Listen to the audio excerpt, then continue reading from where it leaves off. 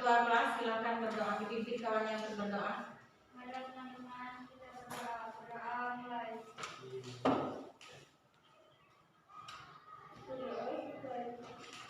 Assalamualaikum warahmatullahi wabarakatuh. Waalaikumsalam warahmatullahi wabarakatuh. Siapa yang tidak hadir hari ini? Ketua kelas? Suryo. Alasannya apa? Keterangannya? Alfa tidak kirim surat. Oke, baiklah.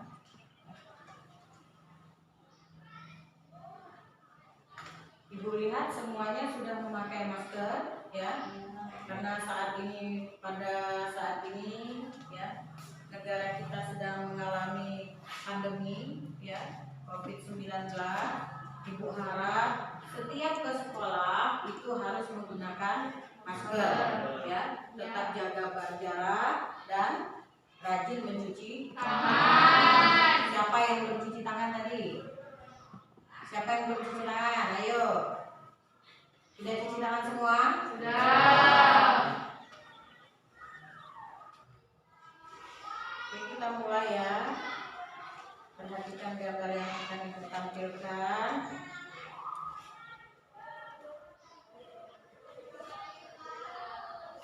Nah, ini perhatikan ya. Gambar apa ini? Kemacetan. Kemacetan di jalan Raya. Oke. Ini Mencuci tangan. mencuci tangan dengan Sabun. Kalau kita hubungkan dalam kehidupan sehari-hari, ya, bagaimana dengan kemacetan ini? Ya, apakah di daerah kita sering mengalami kemacetan? Bagaimana? Ya, kalau di lokasi kita, ya, kalau kita hubungkan, ya, di lokasi kita, di tempat kita tinggal saat ini, ya, tidak mengalami kemacetan, ya, karena mobil saja masih jarang ya untuk dimiliki oleh setiap kepala keluarga, ya, bisa dihitung, ya. Tetapi kalau di kota, bagaimana? Siapa yang sudah sering ke kota? Ya, Habibah, bagaimana kondisi di kota, Habibah? Di kota macet, ya, terutama di Palembang itu, ya. Daerah mana yang macet? Depan Masjid Agung, ya, karena di situ pula, ya, dekat dengan lokasi pasar, ya. Jadi untuk lalu lalang itu sulit, ya, kendaraan. Nah, yang kedua, bila kita hubungkan dalam kehidupan sehari-hari, bagaimana, nak? Sering, ya, sering mencuci tangan. Ya, kalau kita jarang mencuci tangan, maka kuman-kuman penyakit itu akan mudah sekali menempel di tangan, ya. Maka itu kita harus sering mencuci tangan. Ya, tidak boleh malas mencuci tangan.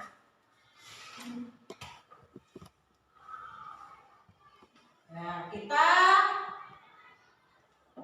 menghubungkan dua gambar tadi, ya, dengan materi yang akan kita pelajari hari ini. Adapun materi yang akan kita pelajari hari ini adalah ini, ya, teks eksposisi, ya. Nah, sebelumnya perhatikan ini kompetensi dasar teks eksposisi kita, yaitu 3.5 mengidentifikasi informasi teks eksposisi berupa artikel ilmiah populer dari koran atau majalah yang didengar dan dibaca. Kelihatan ya? Ya. Indikator pencapaian kompetensinya itu ada dua. 3.5.1 menelaah struktur pembangun teks eksposisi yang dibaca. 3.5.2 menemukan ciri kebahasaan teks eksposisi yang dibaca. Berikutnya, tujuan pembelajaran. Melalui pembelajaran discovery learning, peserta didik dapat menelaah struktur pembangun teks eksposisi yang dibaca. kritis, dan penuh tanggung jawab. 2. Menemukan ciri-ciri kebahasaan teks eksposisi yang dibaca dengan cermat, aktif, kritis, dan penuh tanggung jawab. Nah, maka tujuan kita hari ini nih, ya. Pertama, menelaah struktur pembangun teks eksposisi. Yang kedua, menemukan ciri-ciri kebahasaan teks eksposisi. Oke. Ini petunjuk pembelajarannya, ya. Petunjuk belajarnya. Nah, silakan dibaca.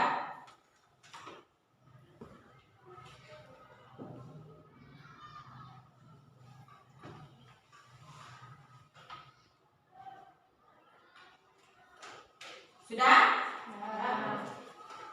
Nah, ini pengertian teks eksposisi. Nah, silakan dibaca.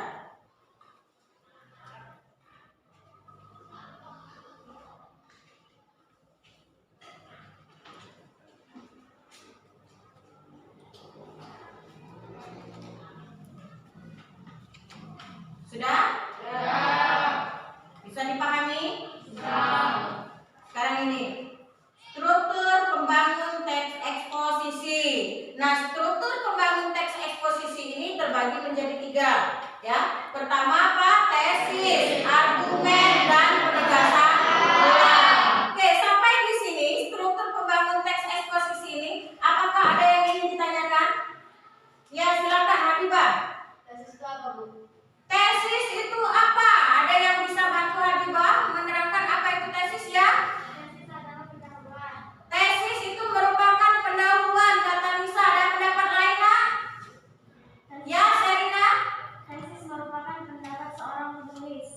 Tesis merupakan pendapat seorang penulis. Jadi kalau kita bisa hubungkan, maka tesis itu merupakan pendahuluan yang berdasarkan pendapat seorang penulis. Oke, ya. Argumen, bagaimana dengan argumen? Ya, Rahma.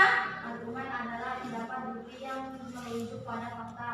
Ya, argumen adalah suatu pendapat yang merujuk pada suatu bukti dan fakta. Ya, kita tidak boleh berargumen kalau tidak ada bukti dan fakta. Ya, kalau dalam teks eksposisi itu harus, ya, harus kalau kita berpendapat berargumen harus berdasarkan bukti dan fakta. Ya. Ketiga, penegasan ulang. Apa itu penegasan ulang? Bu, Ya, Rani. penegasan ulang itu kesimpulannya, Bu. Ya, bisa dikatakan penegasan ulang itu sebagai kesimpulan, ya, kesimpulan di akhir suatu paragraf, ya. Oke. Bisa dipahami nak sampai di sini? Kita lanjut pada ini. Ya, gambar apa ini? Kemacetan dan jalan raya, ya. Dan judul kemacetan dan masa depan kota. Itu karyanya Novi Ermawati. Nah, ini tesis, ya. Jadi struktur dari teksnya ini yang pertama tesis, ya.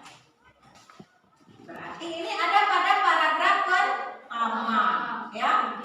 Yaitu transportasi didefinisikan oleh para ahli sebagai kebutuhan turunan dari berbagai kegiatan ekonomi maupun sosial, ya. Nah, ini merupakan tesis. Sudah? Bisa dilihat. Nah, kita ke argumen. Kelihatan, Nak?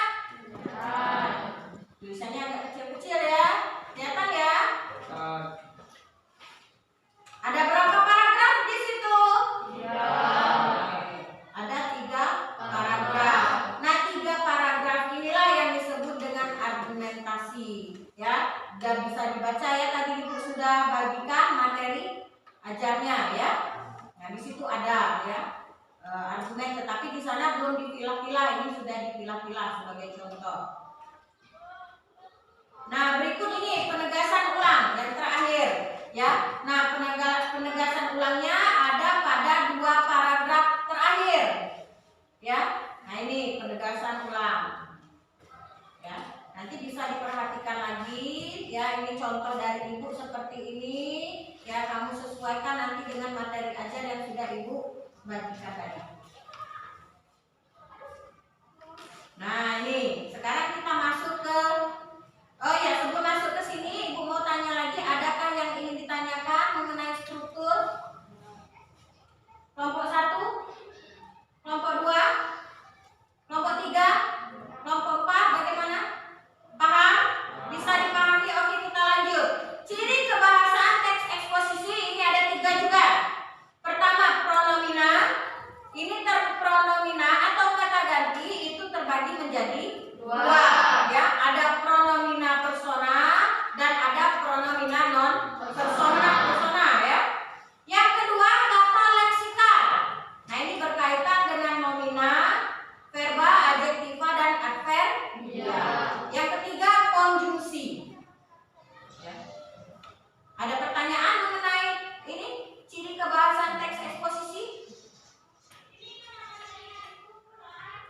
Mengenai ciri kebahasan teks eksposisi, adakah yang ingin ditanyakan? Kok pada diam semua? Silakan bertanya. Ya, perhatikan di situ pronomina, kata leksikal, konjungsi. Ini kalau kamu tidak ada yang bertanya, Ibu anggap paham nantinya. Silakan bertanya. Pronomina itu kata ganti ya, Bu? Iya, kata ganti. Ini kan sudah ada pronomina itu kata ganti. Nah, di sini ada terbagi menjadi 2. Pronomina persona dan pronomina non persona. Kalau yang persona itu merupakan kata ganti orang. Ya, misalnya di dalam teks tersebut ya ada kalimat ya. Dia sering sekali mencuci tangan untuk menghindari kuman penyakit ya. Nah, kata dia di situ merupakan kata ganti persona ya, atau pronomina persona. Sedangkan pronomina non persona itu merupakan kata ganti bukan orang ya, di sini mengacu pada kata tunjuk ya. Misal di dalam kalimat itu, di dalam paragraf itu ada kalimat ya, tolong ambilkan buku itu. Nah, kata itu ya di situ merupakan kata tunjuk, maka dia disebutlah dengan pronomina non persona. Paham untuk pronomina? Oke, kita lanjut ke leksikal. Adakah pertanyaan dengan leksikal? Kelompok 1, bagaimana kelompok 1? Kelompok 2? Kelompok 3? Kelompok 4? Ya, Rani? Kata leksikal itu kan ada nomina, verba, adjektiva dan adverbia. Nomina, verba, adjektiva dan adverbia itu apa, Bu? Nomina itu merupakan kata benda ya. Verba itu merupakan kata kerja. Nah, itu ada yang tahu ya. Adjektiva itu merupakan kata sifat, sedangkan adverbia itu merupakan kata keterangan ya. Nah, berikut konjungsi.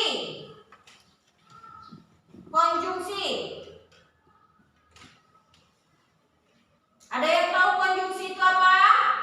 Ya, silakan Rahma. Kata penghubungan. Kata penghubung. Ya. Seperti contohnya, ada yang bisa beri enggak? Bagaimana, siapa? Ria bisa nih beri?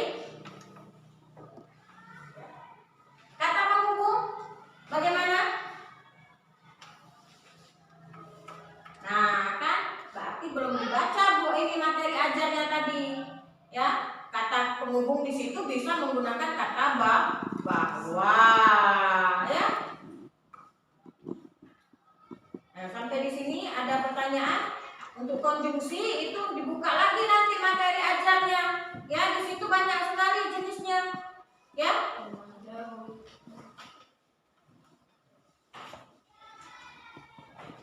Ada pertanyaan lagi? Oke, kita beralih ke sini. Nah, ini yang masuk ke dalam LKPD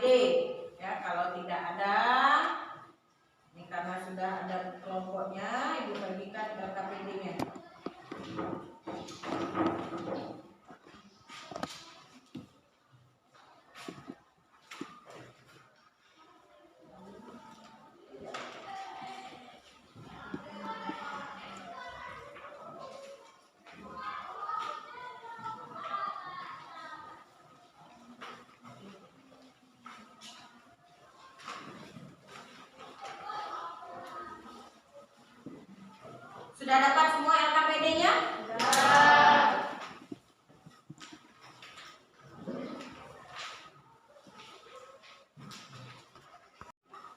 Ya. Nah, di situ ada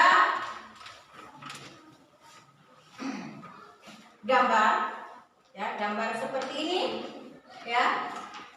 Ini ada tulisannya LKPD, lembar kerja peserta didik. Sudah dapat semua tiap kelompok? Ya. Perhatikan indikatornya, nak. Ya. Perhatikan indikatornya. Pertama, menelaah struktur pembangun teks eksposisi yang dibaca. Menemukan ciri kebahasaan teks eksposisi yang dibaca. Nah, ini judulnya, teksnya, teks eksposisinya, ya. Mencuci tangan dengan sabun efektif cegah COVID-19.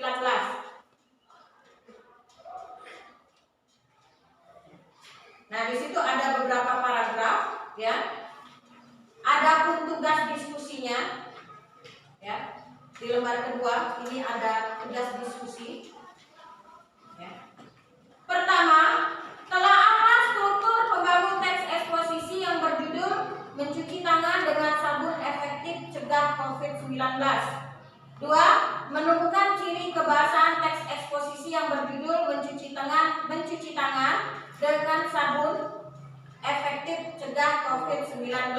Nah, sekarang ya, Ibu beri waktu ya 20 menit, itu Ibu kira cukup untuk kalian mengerjakan tugas ini. Ya. Bertugaslah ya bersama-sama mencari apa yang sudah tertera dalam LKPD-nya.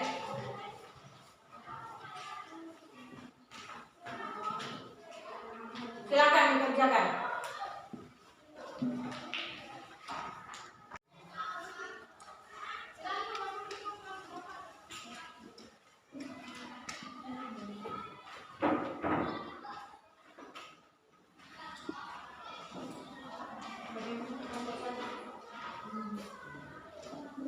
Paham ya?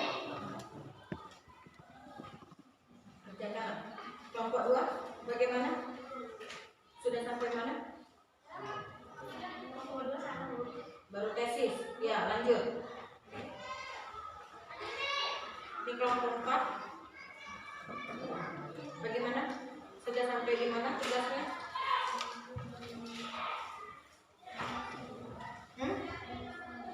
Penegasan ulang. Ya, lanjut ya.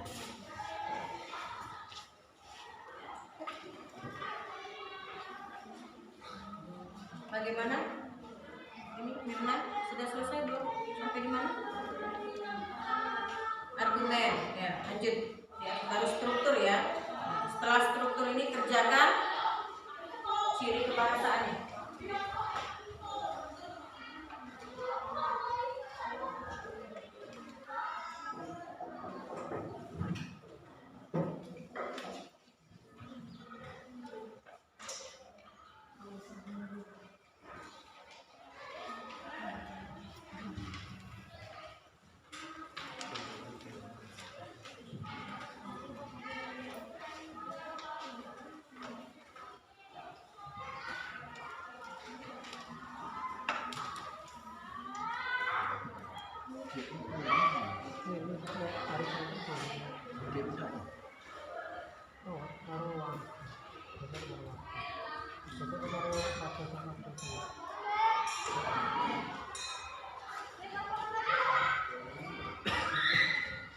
Bapak Rama sudah.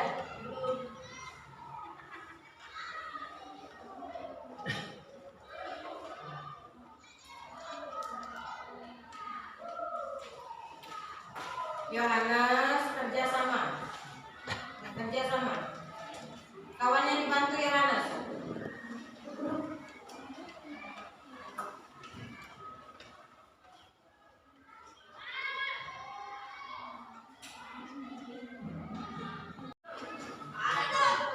Saling diskusi.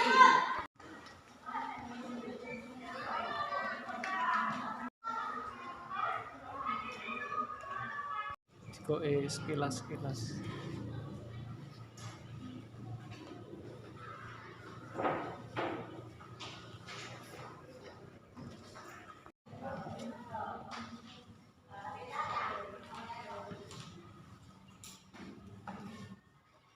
Dibantu nyari ya Mas.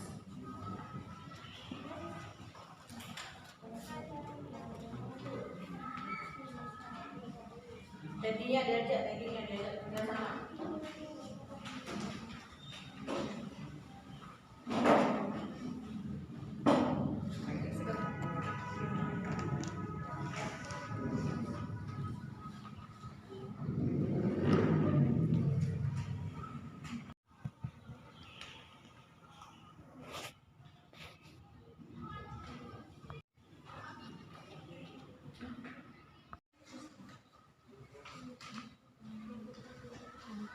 Dan dibantu kawannya. Jangan ngomong ya. Oke, sudah. Contoh paragraf 1 memiliki kandungan negatif untuk membersihkan dan membunuh berbagai jenis bakteri dan virus penyebab penyakit. Pada paragraf ke-1. Tesisnya? Ya, tesisnya itu pada paragraf ke-1. Oke, lanjut. Salah satu gejala virus COVID-19 menjelaskan bahwa mencuci tangan dengan air susunan. Langsung sebutkan saja terdapat pada paragraf berapa. Kepanjangan kalau nanti dibacakan semua untuk argumen. Paragraf ke-50 dan 3.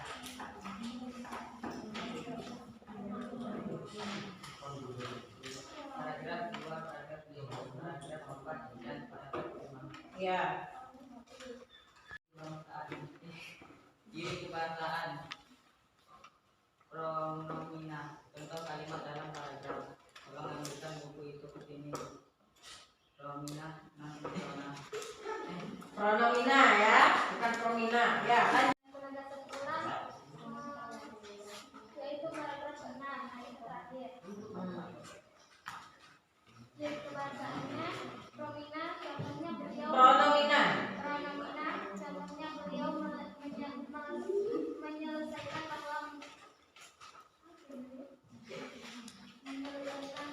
pembicaraan dengan air sabun dapat membunuh COVID-19. Dan lesikal contohnya Itu yang masuk pronominanya mana? Yang merupakan pronominanya mana? Pronomina. Iya. Ya. Jadi menggunakan. Oke, itu konjungsinya. Ya, tepuk tangan. Hasil presentasinya lanjut kelompok 3. Ini hasil kerjasama kelompok 3. Diberi pertanyaan atau mendapat yang disampaikan dalam grafik paragraf 5. Penerobosan ulang. Molekul ini akan mengapung secara bergantian secara unisoliter ketika mereka tersuspensi di dalam air. Contoh pronomina non-persona. Yang mana yang? Oke, bagus sekali. Tepuk tangan untuk kelompok 3 dan kelompok 4 ya. Sudah baik sekali ya presentasinya hari ini. Ya, silakan tugasnya ditutup. Perwakilan saja.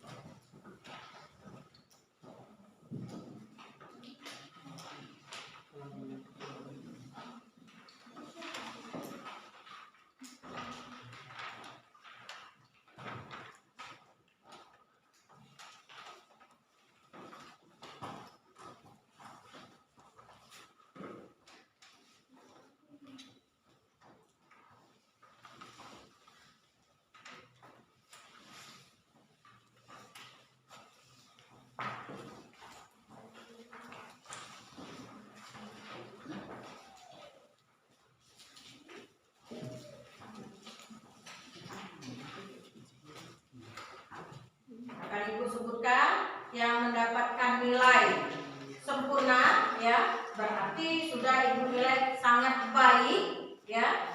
Itu ada pada kelompok 1 ya. Ya, tepuk tangan untuk kelompok 1 ya.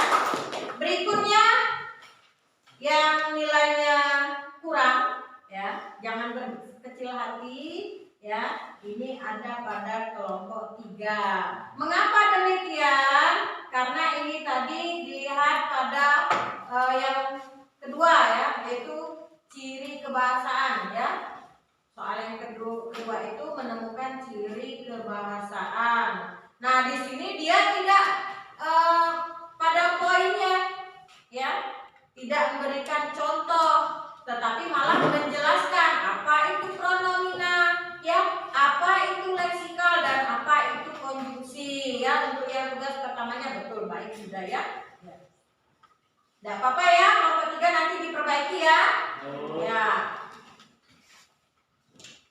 Nanti direvisi lagi tugasnya ya. Ya, untuk pada karena kegiatan inti sudah selesai ya. Untuk kegiatan penutup ya, silakan kelompok mana yang akan merangkum kegiatan kita hari ini atau merefleksikan kegiatan kita hari ini. Kelompok 4, Bu. Ya, silakan perwakilan dari kelompok 4, Rahmi. Assalamualaikum warahmatullahi wabarakatuh. Waalaikumsalam warahmatullahi wabarakatuh.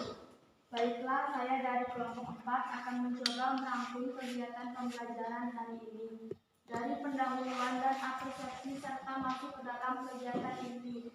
Kami dapat mengetahui pengertian teks eksposisi, struktur teks eksposisi, dan ciri kebahasaan dari kegiatan pembelajaran hari ini.